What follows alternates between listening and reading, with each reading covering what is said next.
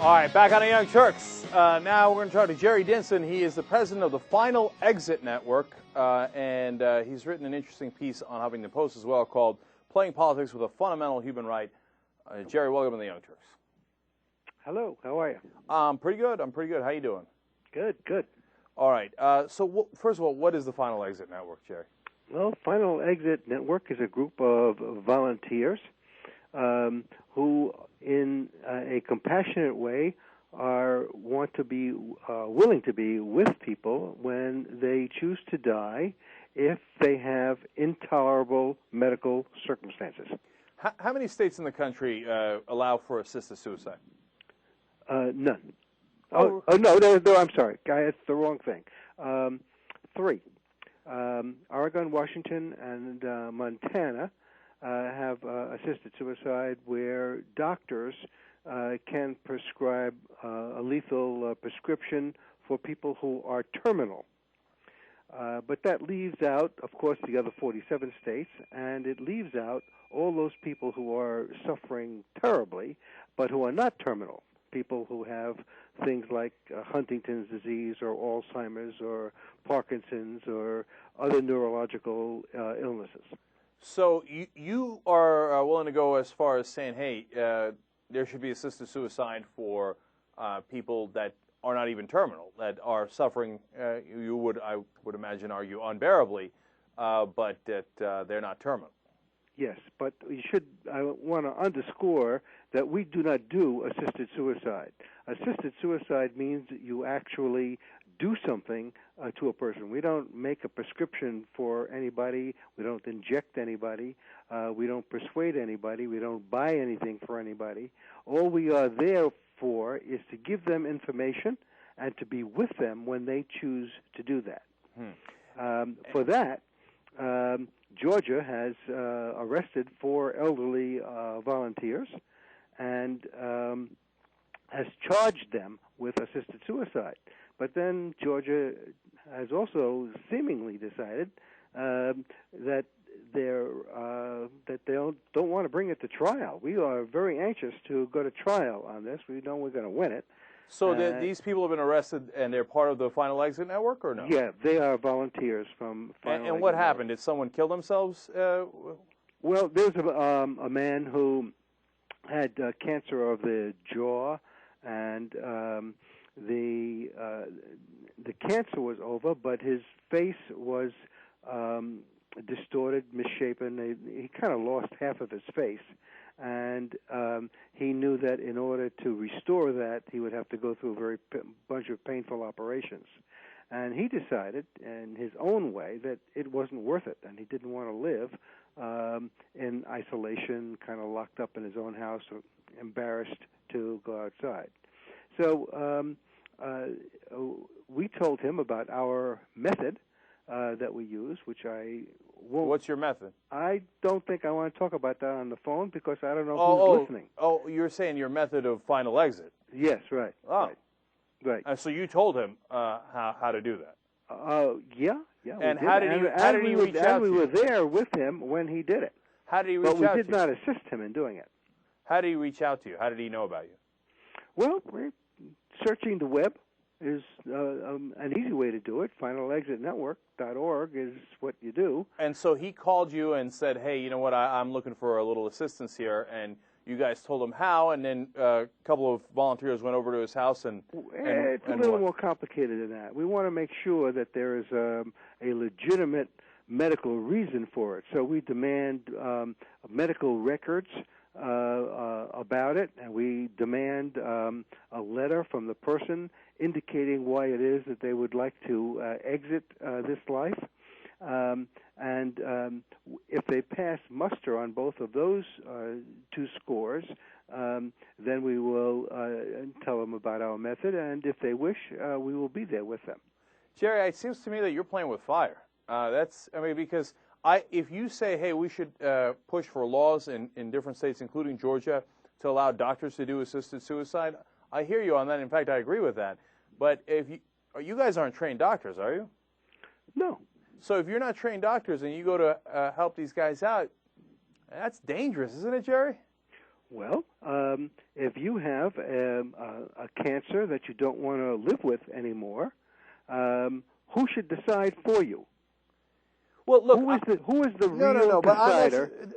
Well, I hear that George Bush is the decider, but no, I'm not disagreeing with you on the philosophy of it. In fact, I'll go further than you. I mean, I think this is an absolutely issue of whether you're American or un-American. Do you believe in freedom? Do you believe in liberty? Do you believe in what this country stands for? Sovereignty, sovereignty over yourself, your personhood. So the idea that the state can tell you it is illegal to commit suicide is, to me, a comical proposition.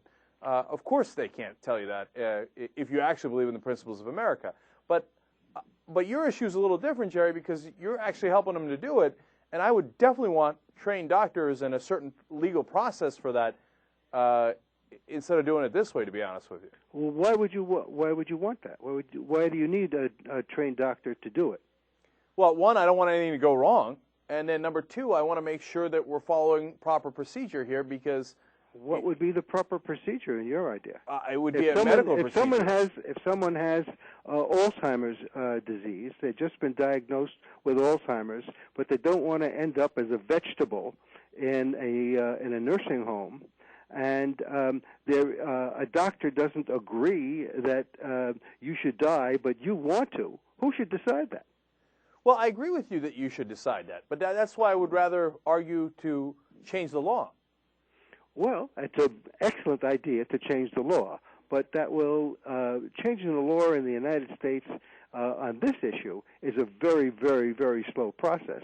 So far, only 3 states have done so, despite decades of trying to make it happen. Jerry, I'm curious. Like changing the law for civil rights. It took 100 years before finally the law for civil rights was changed in 1965.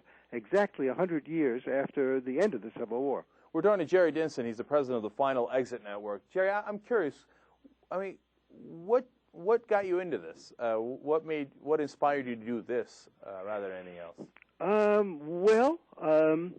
The thing that got me into it is that I had prostate cancer.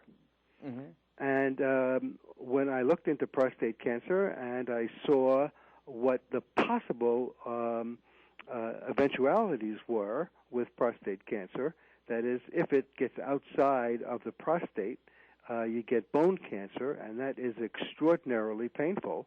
I don't like to be in pain, and I don't want to live with pain, and there's not much you can do with it. And there's a whole lot of people with incurable cancers where doctors keep them alive almost for the sake of just keeping them alive and not giving them a choice. Jerry, what happened with your prostate cancer eventually? I had it treated, and I'm in remission at the moment. I had radiation.